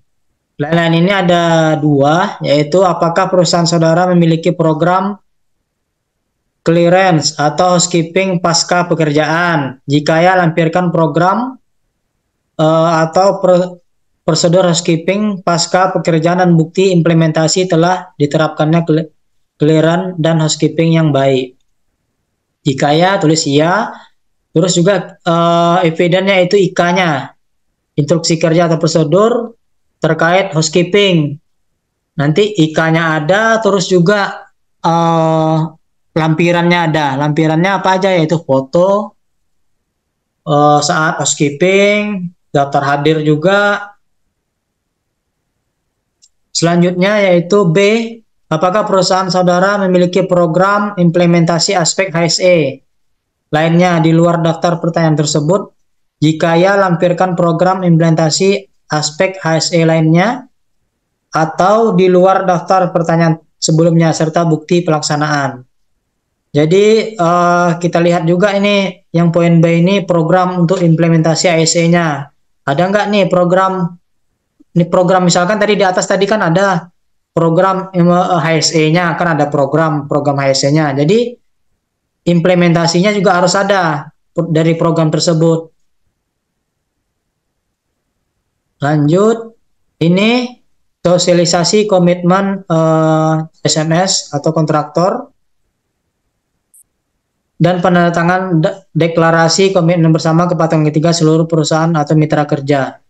Nah, ini sosialisasi atau penandatangan deklarasi. Selanjutnya ini safety induction in class atau on-site, dilengkapi post test dan masa berlaku serta fakta integritas, kepatuhan, dan enforcement ke tiap kontraktor sebelum bekerja. Nah, ini terkait safety induction sebelum bekerja. Jangan lupa juga absensi. Mass safety induction. Ada dua, yaitu mass safety induction dilakukan 1 minggu sekali dalam rangka evaluasi kinerja K3 mingguan sebelumnya. Terus yang kedua, koordinasi antara safety koordinator dan officer pengawas pekerjaan tiap-tiap kontraktor. Nah, ini gunanya mass safety induction.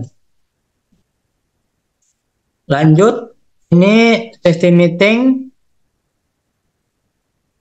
safety man kontraktor. Jadi setiap safety meeting dengan direksi pekerjaan unit, bidang ketiga, dan seluruh safety man kontraktor yang dilaksanakan setiap hari selama ada aktivitas kontraktor di area unitnya. Direksi pekerjaan unit juga harus melibatkan bidang ketiga dan seluruh safety man kontraktor dalam forum dan atau media komunikasi dan koordinasi pekerja yang sedang dan atau akan dilaksanakan. Jangan lupa juga daftar hadirnya. Lanjut, safety tips internal daily meeting. Safety tips ini yang berisi tips-tips praktisi dari bahaya dan risiko di pekerjaan, serta menghindari dan cara pengendalian risiko disampaikan setiap daily meeting internal di perusahaan A yang dihadiri bidang operasi, pemeliharaan, dan engineering. Nah, inilah contoh-contoh dari safety tip. Ini contoh-contoh dari NSAFE action seperti ini pada gambar, kecelakaan kerja, dan lotonya. Ini contoh dari toolbox meeting, dilakukan setiap hari oleh pengawas pekerjaan kontraktor ke seluruh pekerja kontraktor sebelum melakukan bekerja. Jadi pastikan juga ini dilakukan oleh kontraktornya, toolbox meetingnya. Selanjutnya quick win atau checkpoint. Nah, jadi di sini saya CSMS ini melibatkan yang namanya beberapa bidang yang lain, bukan hanya ketiga aja dia. Jadi quick win-nya itu ada 5. Yang pertama yaitu penentuan tingkat risiko ketiga pekerjaan, yaitu penyusunan kebijakan tim implementasi CSMS yang meliputi peran, tugas, dan tanggung jawab, persiapan, pelaksanaan, dan pengembangan elemen terhadap implementasi CSMS dari bidang. Nah, inilah penyusunan kebijakan tim.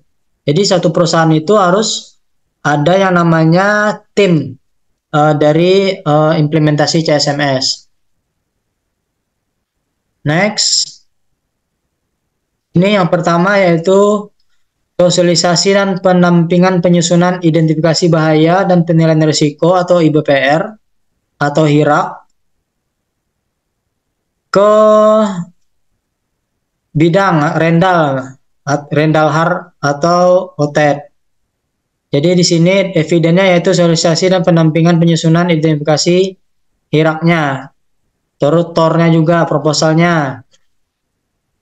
Selanjutnya, sosialisasi dan pendampingan penyusunan penilaian risiko yang pada nomor I di atas. Jadi PIC-nya siapa aja? Yaitu sosialisasi ini yaitu K3 dan bidang-bidang yang lainnya. Yang kedua yaitu ada 7. Yang pertama yaitu penyusunan checklist kualifikasi ketiga kontraktor. Kualifikasi wajib atau mandatori dan kualifikasi pendukung. Nah, ini siapa yang penyusunan ini yaitu PIC-nya untuk K3. Penyusunan kualifikasi penilaian risiko ketiga kontraktor berdasarkan checklist nomor 1 di atas yaitu PIC-nya K3 dan MMRK. Yang ketiga, penyusunan formulir mekanisme distribusi, pengisian dan penilaian kualifikasi ketiga kontraktor berdasarkan nomor 1 dan 2 di atas. Ini K3 dan pengadaan untuk penyusunan formulirnya. Selanjutnya, sosialisasi serta distribusi formuliran di atas tadi, yaitu kepada mitra kerja dapat mulai trial ke beberapa kontraktor pekerja jasa rutin di unit. PIC-nya K3 dan pengadaan.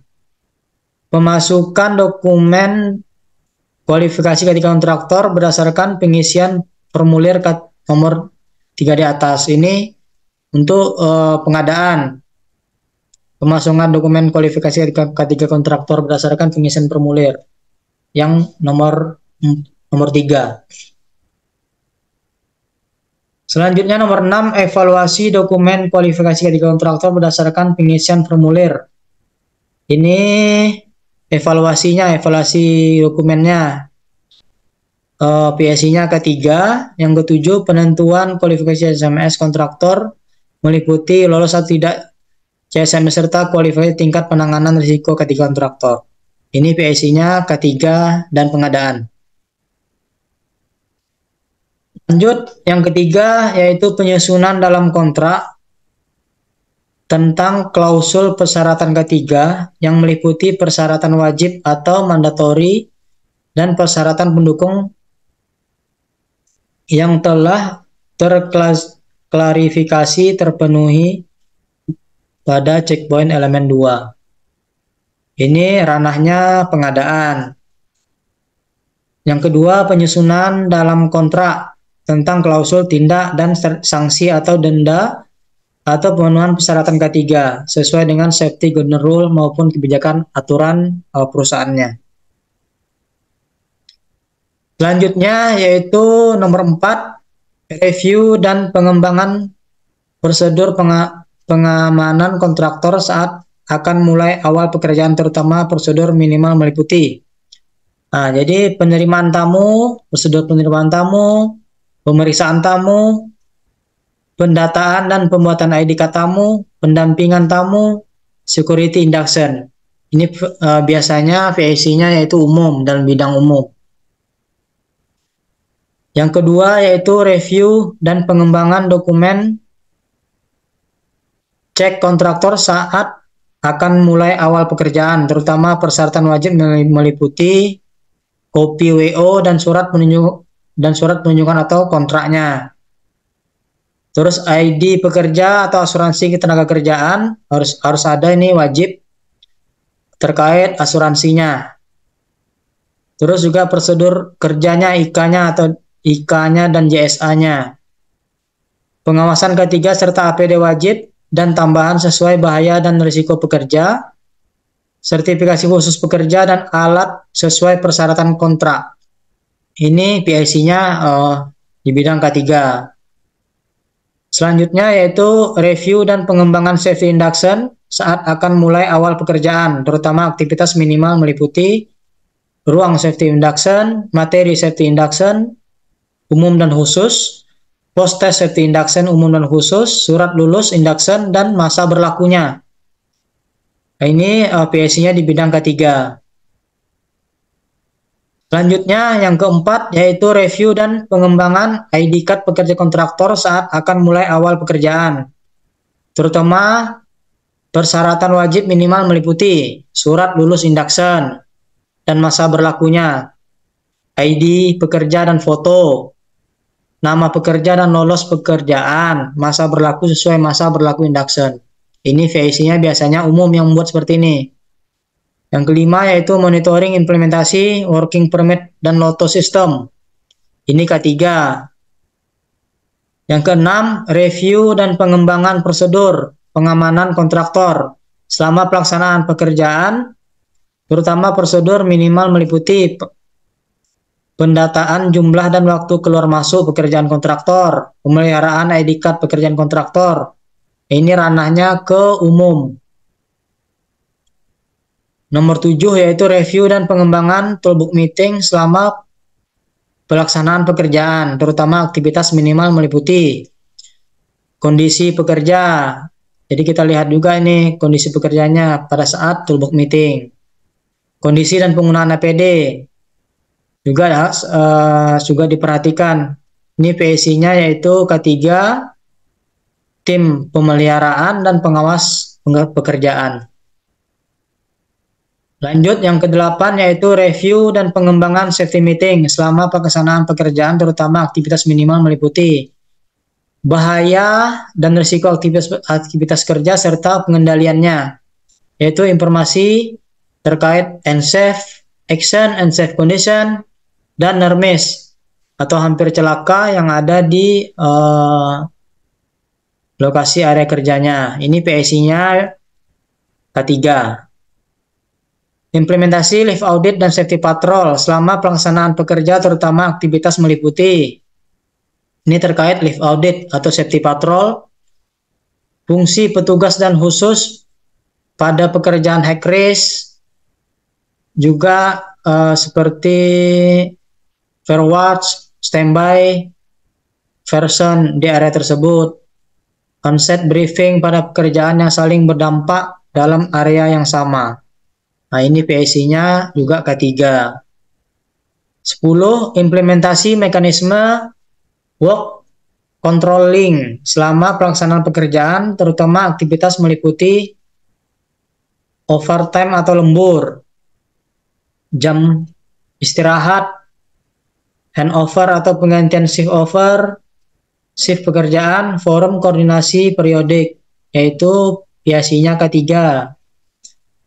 HAR juga bisa pemeliharaan dan pengawas pekerjaan atau pengawas pekerjaan. Nomor 11 yaitu monitoring implementasi job clearance setelah pelaksanaan pekerjaan, terutama aktivitas meliputi lotto saat post maintenance test. Sangat juga diperhatikan safety clearance dan housekeeping. Ini yang poinnya 11. Next. Yang kelima yaitu penilaian kinerja ketiga kontraktor berdasarkan pelaksanaan pemenuhan klausul persyaratan K3 yang meliputi persyaratan wajib, mandatori, dan persyaratan pendukung yang telah tercantum di kontrak pada checkpoint elemen 3. Ini PIC-nya yaitu tim pemeriksa, termasuk juga K3-nya. Terkait penilaian kinerja ketiga kontraktor. Yang kedua yaitu penghargaan awards kontraktor teladan K3 serta deklarasi dan kampanye K3 kontraktor saat supplier gathering. Ini K3 dan pengadaan. Yang ketiga yaitu evaluasi dan edukasi K3 kontraktor meliputi aktivitas evaluasi hasil kinerja K3 kontraktor nomor 1 di atas dibandingkan dengan kualifikasi ketiga pada checkpoint elemen 2. Yang kedua yaitu penilaian risiko dari riwayat pekerjaan kontraktor yang pernah terlaksana di unit. Selanjutnya yang ketiga, gap analis nomor 1 dan nomor 2. Penyusunan program edukasi ketiga berdasarkan hasil nomor poin 3. Ini PSI-nya juga K3. Ini untuk jenis-jenis quick win checkpoint-nya yaitu moderate, high risk, dan extreme. Jadi ada 3 dia di CSMS ini kategorinya. Kalau di moderate itu harus terpenuhi nih ya, dokumen ini. Dokumen komitmen dan kebijakan harus terpenuhi. Terus juga asuransi ketenagakerjaannya harus ada. Prosedur kerja dan JSA-nya juga harus ada. Organisasi pengawas ketiganya, pemeriksaan kesehatan, sertifikasi kompetensi personelnya, terus juga sertifikasi peralatannya, penyedia dan penggunaan APD umum dan khusus, safety sen dan label, safety clearance, inspeksi HSE. Jadi kalau dia kontraktornya kategorinya moderat, berarti dia sudah terpenuhi ini yang ada di elemen moderat, di klausul moderat. Selanjutnya yang high risk. Jadi kalau sini sudah terpenuhi, kalau dia mau naik level high risk, dia harus ada tambahan lagi. Yang ini sudah, jadi ini tambahannya kriteria moderat high risk terpenuhi. Terus tinjauan manajemen HSE-nya harus ada, kampanye HSE, program pelatihan HSE-nya, tambahannya, program orientasi HSE, personel ahli K3 umumnya, manual dan prosedur HSE, juga safety rule-nya. Ini yang untuk di kategori high risk. Terus ada yang ekstrim, yaitu kriteria high risk terpenuhi. High risk-nya ini, jadi yang ini terpenuhi, moderat, high risk-nya terpenuhi. Selanjutnya yang ekstrim melaksanakan audit HSE-nya, emergency dan crisis response plan dilakukan. Terus juga dokumen HIRAK-nya. Nah inilah checkpoint untuk kategori pada CSMS. Ada moderat, high risk, ada high, dan ekstrim. Terima kasih. Mungkin itu aja pemaparan dari saya. Saya kembalikan ke Mas Arif. Silakan Mas Arif. Baik, terima kasih Pak Syausi Samsi. Baik, teman-teman semuanya, jika ada yang ingin bertanya, silahkan bisa tuliskan pertanyaan di kolom Q&A. Nanti akan dibahas satu persatu dengan Pak Syausi Samsi. Nah, sebelum kita lanjut ke sesi tanya jawab nih Pak Syausi, kami akan memberikan informasi terlebih dahulu untuk para peserta. Oke, nah buat teman-teman semuanya, untuk absensi akan kami kirimkan sebentar lagi setelah informasi yang akan kami sampaikan. Untuk sertifikat, teman-teman, silahkan bisa dicek apakah aplikasi Mika Super App K3 teman-teman semuanya sudah platinum atau masih silver. Kalau masih silver, silahkan bisa di-upgrade terlebih dahulu menjadi platinum. Tapi khusus untuk teman-teman yang baru pertama kali install, bisa mendapatkan 3 bulan masa aktif platinum gratis. Silahkan bisa dicek terlebih dahulu. Kalau misalkan masih silver, bagaimana cara upgrade-nya? Silahkan bisa tonton video berikut ini. Tutorial upgrade Platinum Member aplikasi Mika Super App K3. Yang pertama, silahkan Anda klik salah satu gambar gembok yang ada pada halaman beranda Anda, kemudian klik upgrade kartu Platinum. Lalu, Anda bisa pilih dengan 3 masa aktif kartu, 3 bulan, 6 bulan, ataupun 1 tahun. Setelah itu, klik upgrade sekarang. Kemudian Anda bisa pilih metode pembayaran melalui virtual account atau juga e-wallet. Setelah itu, klik bayar. Kemudian, silahkan salin rekening virtual Anda dan lakukan transfer berdasarkan nominal yang telah tersedia pada aplikasi. Dan khusus Anda yang menggunakan Mandiri, silahkan Anda pilih pihak ketiga, yaitu Sendit 88908, sesuai dengan 5 angka yang ada di depan rekening virtual Anda. Setelah Anda transfer, silahkan Anda buka kembali aplikasi Mika Super App K3, lalu refresh kembali aplikasi Anda. Setelah itu, Anda bisa klik nama Anda, lalu akan muncul member card Platinum. Oke, baik. Nah, silahkan bisa dicek terlebih dahulu ya teman-teman, apakah sudah Platinum atau masih Silver. Nah, kemudian pastikan juga teman-teman bisa mensubscribe channel YouTube-nya Kak Cik Deni, karena untuk rekaman webinar juga akan kita tayangkan di channel YouTube-nya Kak Cik Deni. Dan untuk teman-teman semua yang ingin materi K3 lainnya juga ada di channel YouTube-nya Kak Cik Deni. Jangan lupa klik tombol lonceng supaya nggak ketinggalan video terbaru dari Kak Cik Deni. Kemudian ada informasi apa lagi? Silahkan Pak Deni untuk melanjutkan. Oke, terima kasih Pak Arif ya. Nah, tadi kita udah belajar dan mendengarkan CSMS. Nah, ini kita sesi yang kedua untuk tanya jawab. Tapi sebelum kita tanya jawab, ya, ini ada informasi buat teman-teman semua yang sudah memiliki SKP dan lisensi ahli K3 umum, segera perpanjang ya kalau masa berlakunya sudah habis atau belum habis tapi sudah mutasi atau pindah perusahaan, itu harus diperpanjang.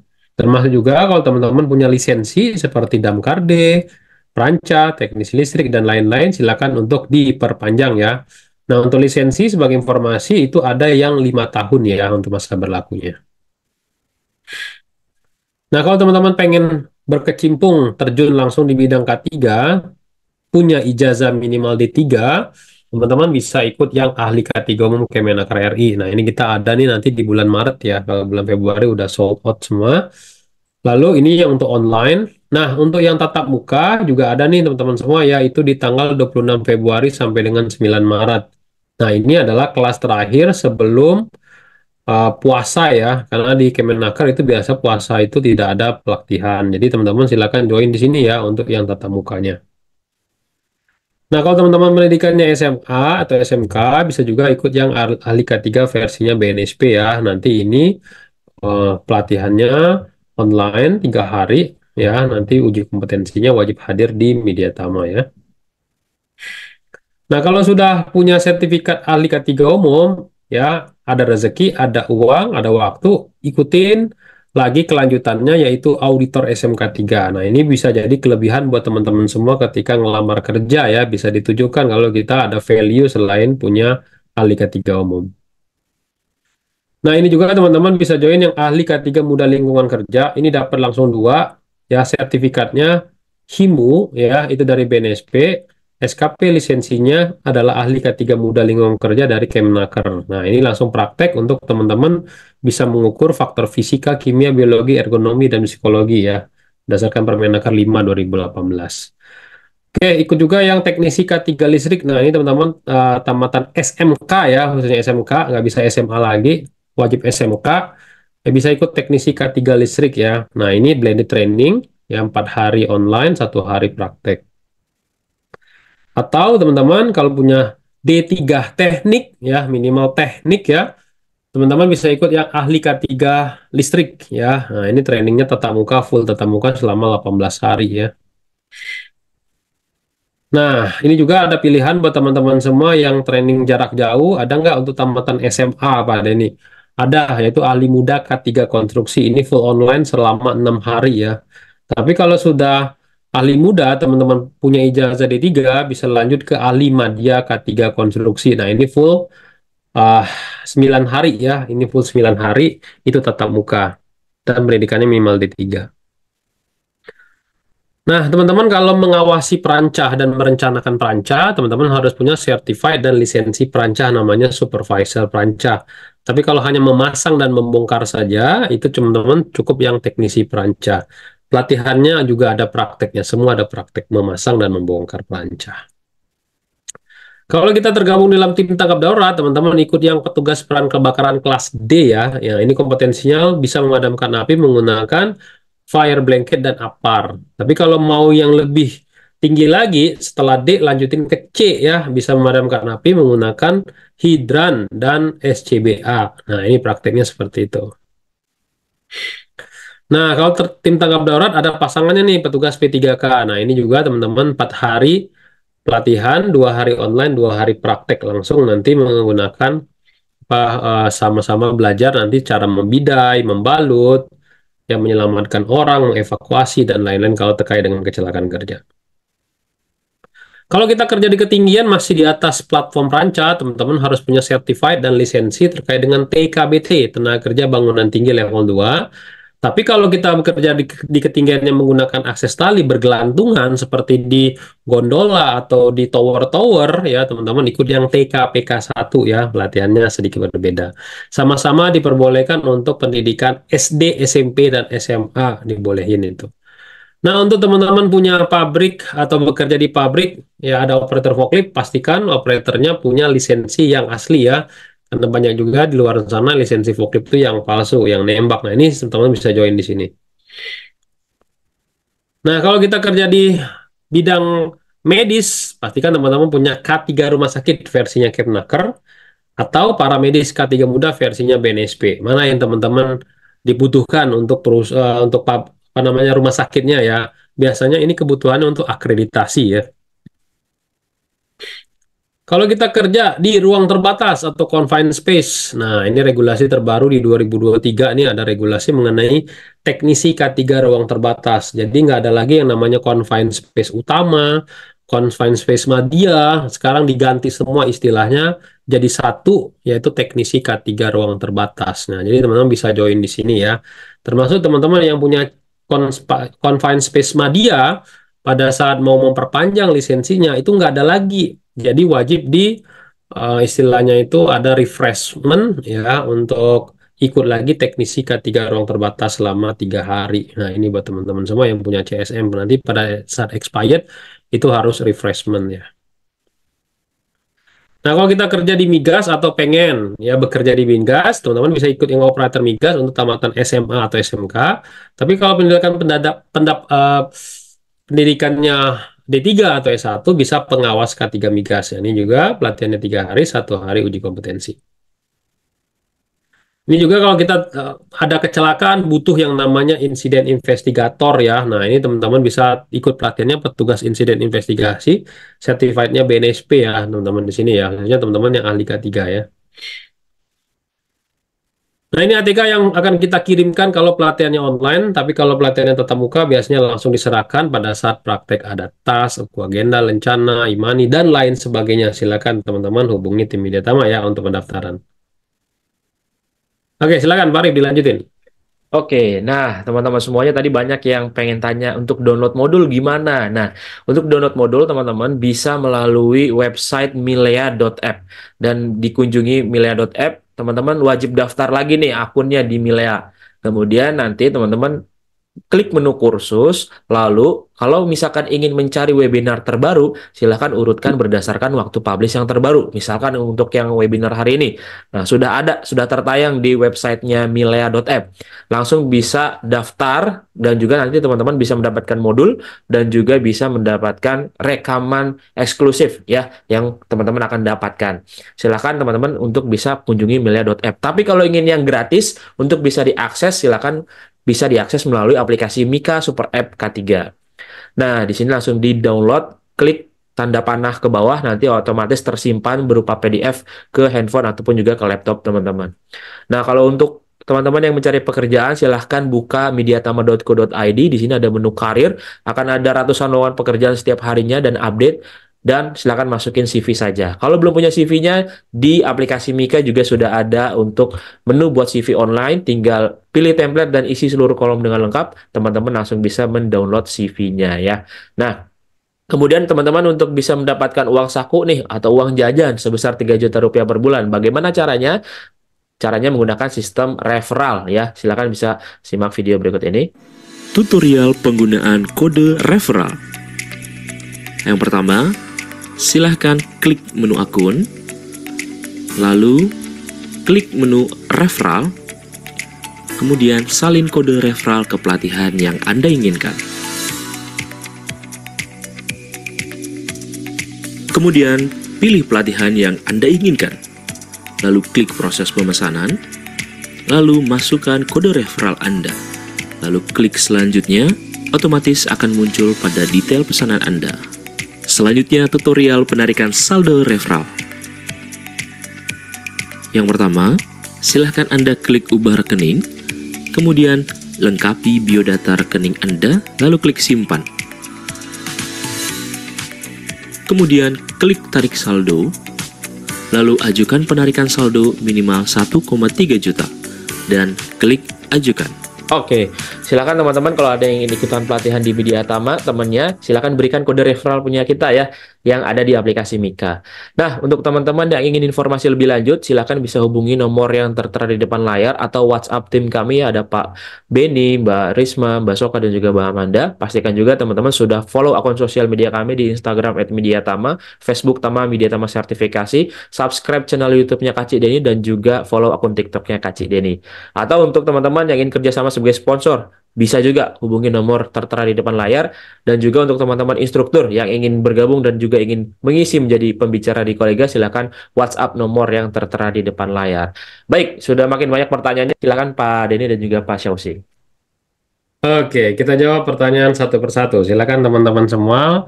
Kita akan mendengarkan jawaban dari Pak Samsi. Pertanyaan pertama dari Pak Dian nih.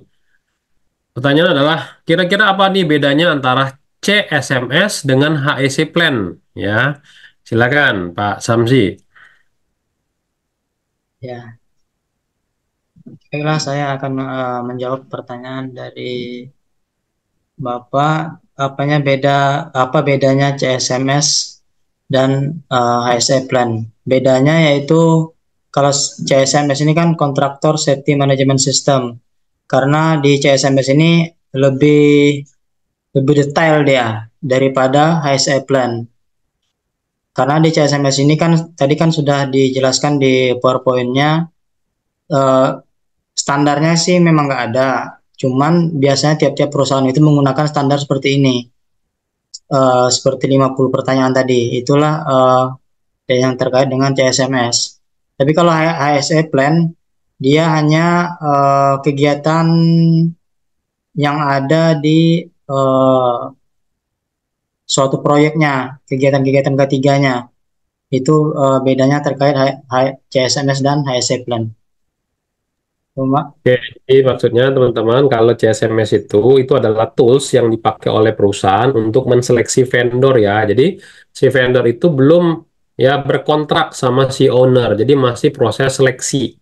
Jadi belum berkontrak dan belum tender juga ya, jadi belum melakukan penawaran harga.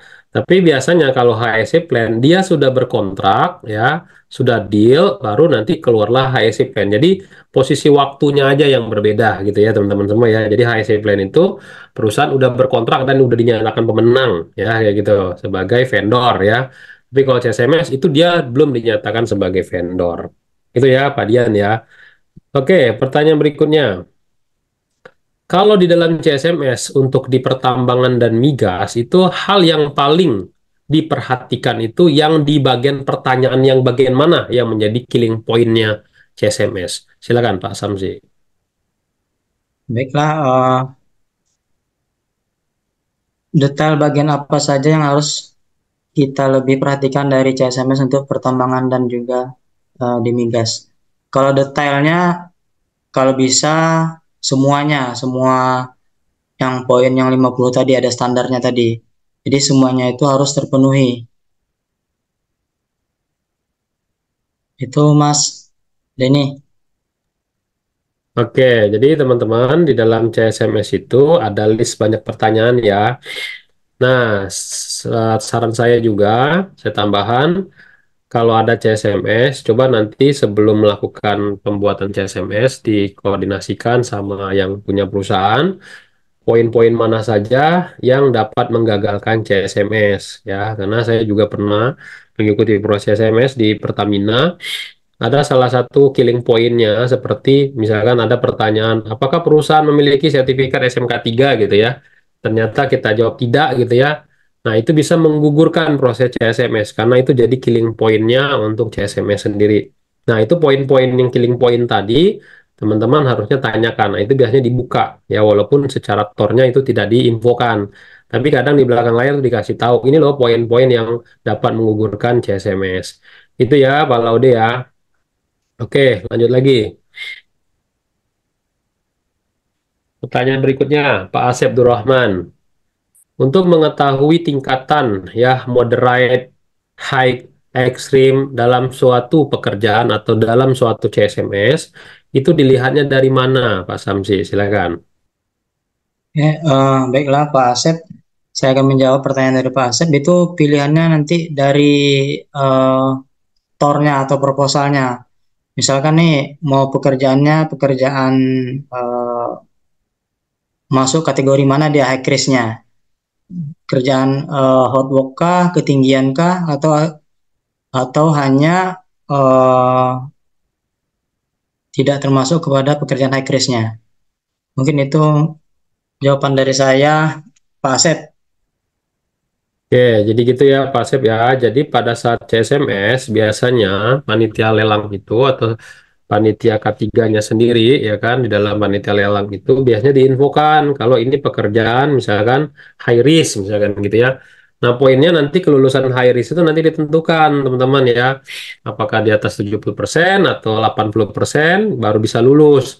Tapi kalau udah moderat atau apa menengah gitu kan biasanya jadi 35% kayak gitu atau yang bagian bawah misalkan yang ringan atau yang rendah biasanya 25%. Nah, itu biasanya diinfokan ya untuk CSMS-nya sendiri. Tapi kalau untuk pekerjaan apakah itu masuknya high risk, ekstrim atau moderat, nah itu tergantung masing-masing pekerjaannya ya. Nah, itu dilihat dari tingkatan risikonya. Nah, itu biasanya ditanyakan untuk pada saat sebelum CSMS. Oke, lanjut lagi. Sebenarnya CSMS ini dari Pak Muhtar nih, ini keuntungan atau manfaat bagi pelaku usaha ya. Bahkan untuk pemerintah itu manfaatnya apa sih Pak? Silakan Mas Samsi.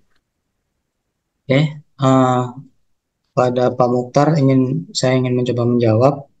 Manfaat dari CSMS ini, Pak, itu sebagai pengandalian K3, pengendalian keselamatan dan kesehatan kerja di perusahaannya. Jadi CSMS ini eh, harus terpenuhi dia, harus terpenuhi. Kalau sudah terpenuhi nanti implementasi di lapangannya berjalan dengan lancar terkait K3-nya. Itu Mas Denny. Oke, jadi saya tambahin juga manfaat CSMS sendiri ya. Kan kontraktor safety management system ya. Jadi si kontraktor itu sendiri sudah ada sistem ya sebelum mereka dijadikan pemenang ya. Mereka udah mengajukan sistem K3-nya kayak gimana tuh. Ya, jadi manfaat utamanya sistem itu sama seperti tujuannya berK3 apa? Untuk mencegah kecelakaan kerja dan penyakit akibat kerja. Jadi manfaatnya buat pemerintah juga kalau tidak terjadi kecelakaan, ya kan? Berarti kan secara ini ya, secara SDM, secara biaya gitu kan ada peningkatan produktivitas. Itu ya, teman-teman semua ya. Oke, berikutnya. Pertanyaan Pak Haji, jika suatu perusahaan telah memenuhi persyaratan CSMS pada proyek selanjutnya, apa akan dievaluasi ulang? Nah, misalkan dia menang di proyek A, CSMS-nya udah lulus. Nah, tender berikutnya di proyek B, apakah ada CSMS lagi, Pak Samsi? Silakan. Ya, dari Pak Aji, saya akan mencoba menjawab pertanyaan dari Pak Aji. Kalau untuk tender selanjutnya, kalau dia sudah mempunyai sudah mempunyai sertifikat, itu cukup evaluasi aja Pak Aji. Kita evaluasi dokumennya masih relevan atau tidak. Mungkin itu jawaban dari saya. Makasih. Oke, nah ini sebenarnya ada kaitannya dengan yang pertanyaannya Pak ini nih, berapa lama masa berlaku CSMS dari Pak Deden? Nah, pengalaman Pak Samsi di perusahaannya ketika perusahaan udah menerima sertifikat CSMS, sudah lulus, anggap aja dia yang kontraktor high risk gitu. Itu sertifikatnya berapa lama tuh untuk dipakai di tender-tender yang lain? Silakan Pak Samsi. Ya, berdasarkan pengalaman saya itu sertifikatnya berlaku 2 tahun. Dua Ya, tahun. 2 tahun. Itu ya teman-teman semua ya. Jadi sertifikat CSMS itu berlaku 2 tahun. Jadi kita bisa ikut di tender yang lain, tapi di perusahaan yang sama dan bidang yang sama. Nah itu ya buat teman-teman semua ya. Nah tadi pertanyaan yang tadi saya balikin lagi ke Pak Haji. Apakah untuk proyek selanjutnya harus CSMS ulang? Jawabannya tidak, tapi dievaluasi di proyek sebelumnya ya. Apakah CSMS-nya berjalan dengan baik, sesuai nggak dengan yang sebelumnya? Jadi gitu ya teman-teman semua ya terkait dengan CSMS. Nah pertanyaan berikutnya adalah Nah, setelah nih mana ya tadi ya? Sudah baca tadi. Kalau misalkan perusahaan sudah lulus nih CSMS ya kan. Nah, terus selanjutnya CSMS itu ya udah terus si perusahaan ini sudah dinyatakan pemenang dan udah berkontrak. Lalu CSMS itu harus dilakukan apa lagi, Pak? Nah, ini ada beberapa pertanyaan tadi. Itu. Ya,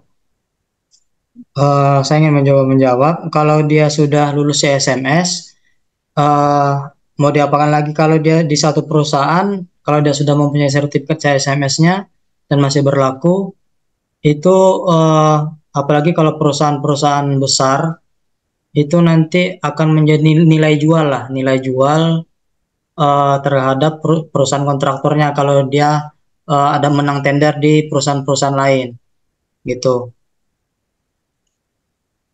Oke. Jadi CSMS ini bisa menjadi nilai jual ya, nilai jual untuk tender-tender berikutnya. Jadi maksudnya adalah CSMS ini ya Bapak Ibu semua ya, itu ada tahapannya. Tadi udah dipresentasikan ya tahapannya. Nah, tahapan CSMS itu kan ada PDCA di dalamnya ya, Plan Do Check dan Action-nya. Mungkin nanti pada saat CSMS ini udah udah lulus nih ya proses untuk yang tahap untuk seleksi vendor, nanti ada tahap evaluasi vendornya. Begitu ya. Jadi bukan semerta-merta mentang-mentang sudah lulus CSMS, menang tender, dapat kontrak, pekerjaan bisa dilaksanakan semaunya. Enggak, tetap CSMS-nya yang udah dibuat tadi itu harus dievaluasi sebenarnya sesuai nggak sih yang udah diajukan ke perusahaan. Itu ya teman-teman semua ya. Oke teman-teman, ada kesempatan untuk raise hand ya. Silakan kalau ada pertanyaan ya langsung berbicara dengan narasumber kita. Silakan Pak Widi. Tadi Widi Sulistianto, silakan. Perkenalkan diri terlebih dahulu Pak Widi atau Pak Nanang Kuswendi, silakan. Dari Ya, mana terima Pak kasih. Nanang? Saya dari PT PMPA. Saya mau menanyakan untuk masalah CSMS, ya, Contractor Safety Management System. Bahwa di perusahaan kami, itu kami kan pekerjaan kami masuk kategori high risk, yaitu pekerjaan untuk di pemanenan. Dan kami sudah melakukan audit CSMS, ini sudah masuk ke periode kedua, yang kriteria 40 kriteria atau lanjutan. Yang menjadi pertanyaan, selain CSMS ini ada nggak audit-audit lainnya ya sehingga perusahaan kami ini bisa go internasional, karena kami sangat-sangat tertarik dengan adanya audit CSMS ini, bahwa itu lebih ke arah ketiga ya, karena sebelumnya itu kami kan baru di tahun 2020 kami baru ada pembentukan P2 K3. Setelah ada pembentukan, bahwa setiap kontraktor itu untuk syarat RFC itu wajib lulus audit CSMS. Yang saya tanyakan, berapa kira-kira nilai standarnya untuk kelulusan tersebut agar RFC-nya itu bisa diperpanjang. Itu, terima kasih. Oke, silakan Pak Samsi. Ya, audit CSMS dari FFC. Ya, berapa nilai standarnya minimal? Silakan. Ya, saya ingin menjawab pertanyaan dari Pak Nanang. Nilai standarnya tadi sudah saya presentasikan, Pak ya. Kalau dia kategorinya tadi apa, high risk ataupun apa tadi itu sedang, tinggi, rendah tadi itu ada poin-poinnya. Kalau dia rendah, yaitu 10 pertanyaan dia harus terjawab. Itu untuk kalau dia sedang, itu dia harus 35 pertanyaan. 35 pertanyaan harus terjawab. Dan yang kalau dia high risk atau yang kategori tinggi, yaitu dia dari 50 pertanyaan itu harus mencapai 40 pertanyaan dia yang sudah terjawab. Mungkin itu jawaban dari saya. Pak Nanang. Oke, itu ya. Tadi bukan Pak Nanang ya, kalau tadi ya. Siapa tadi lupa. Nah, ini baru Pak Nanang nih, silakan. Tadi Pak Nanang ya, Rif ya? Ya, tadi Pak Nanang. Oh, Pak Nanang. Oke, oke, oke, oke. Teman-teman ada lagi pertanyaan? Pak Widi yang belum tadi nanya ya, salah. Pak Widi, silakan. Pak Widi. Oke, ada lagi teman-teman? Oke, kalau tidak ada lagi, ya saya bacakan satu lagi pertanyaan terkait dengan CSMS. Kalau pertanyaannya tidak sesuai dengan topik ya, itu saya skip ya teman-teman semua ya. Oke, pertanyaannya adalah dasar atau standar dari CSMS itu apakah menggunakan dasar PTK 005 atau ada standar lain ya, apakah harus disesuaikan dengan jenis dan bisnisnya. Nah, ini lebih ke arah ownernya nih. Ya, teknik untuk membuat CSMS untuk menseleksi vendor itu ada nggak dasar hukumnya? Silakan, Pak Samsi. Baik, untuk dasar hukumnya itu biasanya kalau untuk perusahaan perusahaan yang pernah saya pengalaman saya itu standarnya itu ya seperti 50 pertanyaan tadi standarnya. Biasanya perusahaan-perusahaan menggunakan pertanyaan-pertanyaan itu biasanya. Cuman ada juga perusahaan yang menggunakan standarnya sendiri. Mungkin ada tambahan dari Pak Denny. Oke. Nah, ngomongin soal checklist standar pertanyaan, apakah nih para peranita juga bertanya, itu untuk masing-masing perusahaan pertanyaannya sama atau berbeda ya, karena perusahaan BUMN dibilangnya ya, apakah di setiap perusahaan BUMN itu checklist CSMS-nya itu akan berbeda-beda tergantung dari risiko atau pekerjaannya, Pak. Silakan. Baik, untuk kalau tiap-tiap perusahaan itu sebenarnya tidak jauh lah pertanyaannya dari yang 50 tadi. Karena tujuannya sama, CSMS ini. Pengendalian terkait K3-nya sudah diterapkan atau belum. Itu sih intinya. Oke, pada dasarnya mirip-mirip ya, teman-teman semua ya.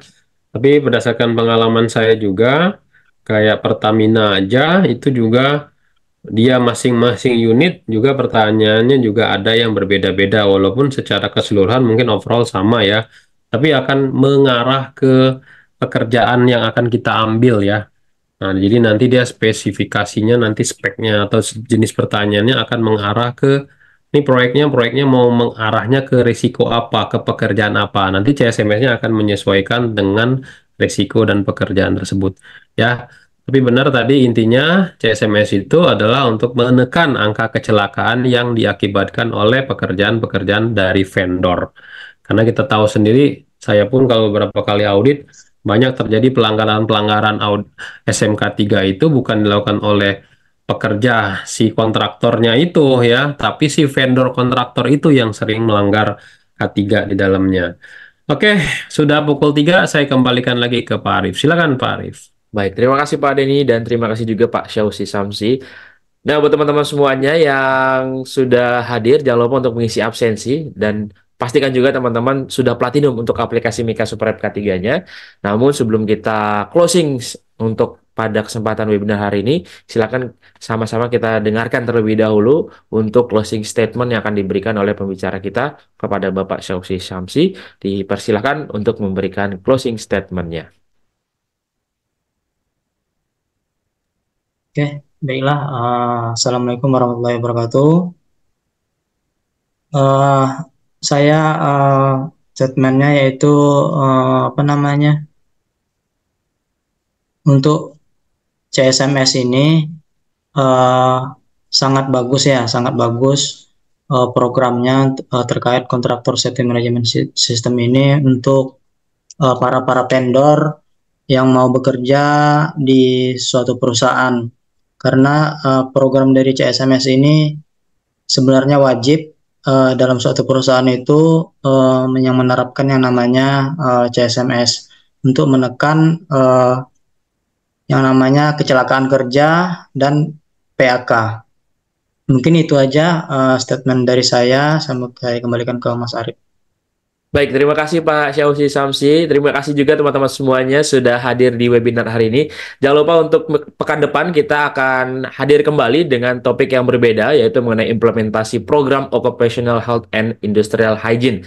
Nah, teman-teman pastikan juga sudah join ke dalam grup Telegram Kolega Media Tama untuk mendapatkan info cepat link registrasi webinar setiap hari Sabtu. Namun sebelum kita closing, seperti tadi di awal yang sudah kami janjikan, kami akan memberikan door prize Pak Syausi dan juga teman-teman jangan dulu kemana-mana. Nanti untuk teman-teman yang namanya muncul, silakan bisa klik raise hand. Door prize-nya adalah sertifikasi auditor SMK 3. Persyaratannya adalah wajib sudah pernah mengikuti atau sudah pernah tersertifikasi ahli K3 umum terlebih dahulu.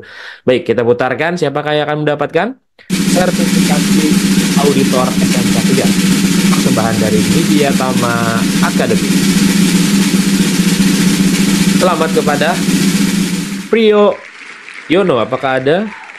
Oke, ada. Selamat kepada atas nama Pak Priyo Yono mendapatkan 1 door prize sertifikasi auditor SMK 3 persembahan dari Media Tama Academy dan persyaratannya wajib sudah pernah tersertifikasi ahli K3 umum terlebih dahulu. Baik, terima kasih Pak Syausi Samsi, Pak Denny dan juga teman-teman semuanya sudah hadir di webinar hari ini. Pastikan teman-teman sudah mengisi absensi dan juga hadir kembali di webinar Sabtu depan. Akhir kata saya mengucapkan terima kasih. Saya Arif Purwadana. Saya Denny. Saya Syausi Samsi. Ucapkan terima kasih. Wabillahi taufik walhidayah. Wassalamualaikum warahmatullahi wabarakatuh. Terima kasih Pak Syausi, Pak Denny dan juga teman-teman.